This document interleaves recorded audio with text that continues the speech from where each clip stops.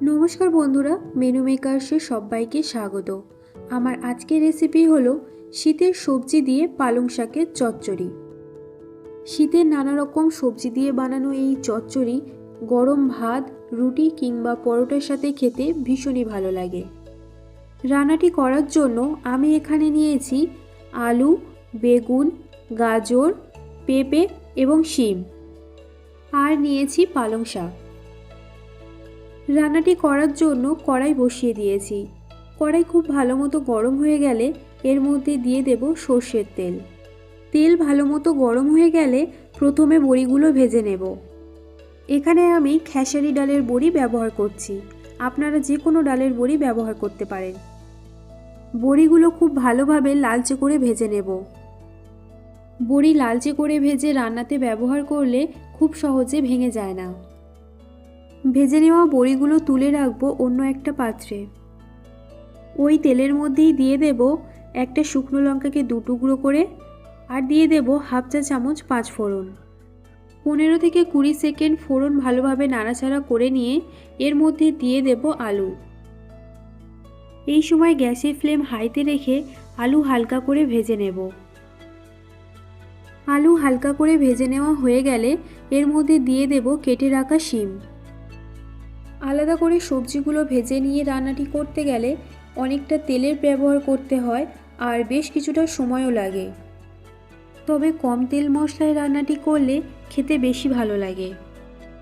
শিম হালকা করে ভেজে নেওয়া হয়ে গেলে বাকি সবজি বেগুন, গাজর ও পেঁপে সবগুলো দিয়ে আবারও একবার ভেজে নেব।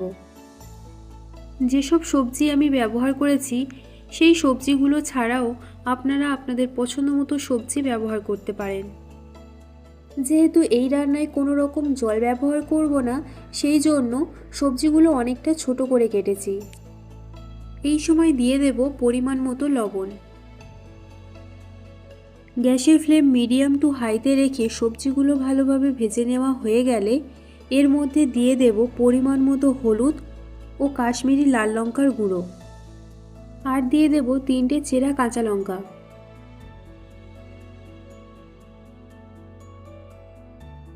মশলার সাথে সবজি ভালোভাবে মিশিয়ে নেওয়া হয়ে গেলে এর মধ্যে দিয়ে দেব আগে থেকে ভেজে রাখা বড়ি, আর দিয়ে দেব পালং শাক। পালং শাকের সাইজ অনেকটা বড় করে রেখেছি। পালং শাক সব সবজির সাথে ভালোভাবে মিশিয়ে নেওয়া হয়ে গেলে লো টু মিডিয়াম ফ্লেমে ঢাকা দিয়ে এটাকে হতে দেব 10 মিনিট। পালং শাক ও বাকি সবজি থেকে বেরোনো জল থেকেই সবজিগুলো ভালোভাবে সেদ্ধ হয়ে যাবে।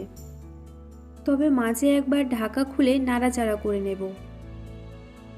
আবারও ঢাকা দিয়ে এটাকে হতে দেব। 10 মিনিট পর ঢাকা খুলে দেব। জল একদম শুকিয়ে গেছে আর সবজিগুলোও খুব ভালোভাবে সেদ্ধ হয়ে গেছে। সবশেষে দিয়ে দেব 1 চা চামচ চিনি।